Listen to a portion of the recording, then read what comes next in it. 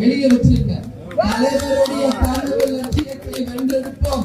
தேர்தலில் ஒற்றுமையாக பணியாற்றுவோம்.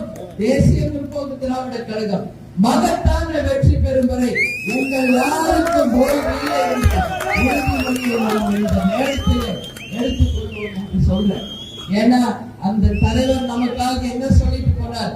என் மக்களே, உங்களை தங்கள் தட்டில் வைத்து சொன்னார்.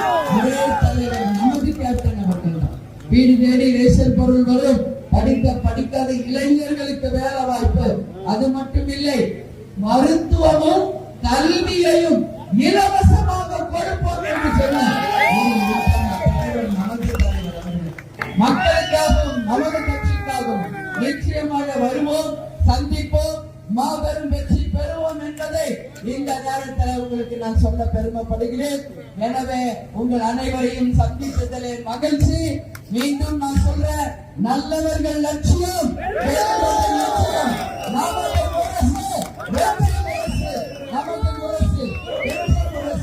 நமது முரசு வெற்றி முரசு கொட்டும் என்று கூறி என்னை வரவேற்க வந்த அனைத்து நிர்வாகிகள், தொண்டர்கள், மகளிர் சகோதரிகளுக்கு